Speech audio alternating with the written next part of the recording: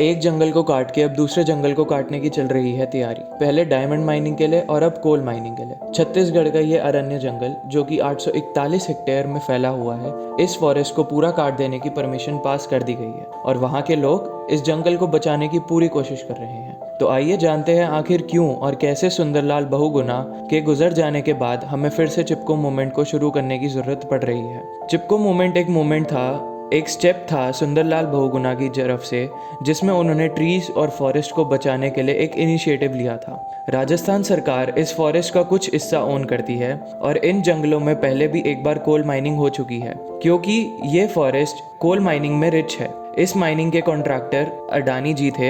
यह पहला फेज 15 साल तक चलने का अनुमान था कि 15 सालों तक उसमें से कोल निकलेगा, पर वो 8 सालों में ही एग्जॉस्ट हो गया। We talk about the green age but we also are exhausting coal at such a heavy capacity. इसके सेकेंड फेज को एक बार अप्रूवल 2020 में दिया गया था, पर इस पर कोई काम नहीं किया गया और अब इसका अप्रूवल 6 अप्रैल 2022 को दिया गया है, जिसके अगेंस्ट वहाँ के आदिवासीज ने इसको पूरी तरह से विरोध किया और चिपको मूवमेंट फिर से चालू करा। इस प्रोजेक्ट में सरकार का मानना है कि अराउंड 95,000 ट्रीज को काट दिया जाएगा, पर वहाँ के लोकल्स का मानना है कि कम से कम 12 से 13 लाख ट्रीज को काट दिया जाएगा, जिनके बारे में सरकार को कम पता होगा और आदिवासी को ज़्यादा ही पता होगा। इस स्टेप की वजह से वहाँ रहने वाली 700 फैमिलीज और 1000 से ज़्यादा बर्ड स्पीशीज़ जो वहाँ पे माइग्रेट करती हैं, उन सबको अपना घर और अपनी जगह छोड़कर जानी पड़ेगी। इस फॉरेस्ट में 34 स्पीशीज़ मैमल्स की, 14 स्पीशीज़ रेप्टाइल्स की, 29 स्पीशीज़ फिशेस की,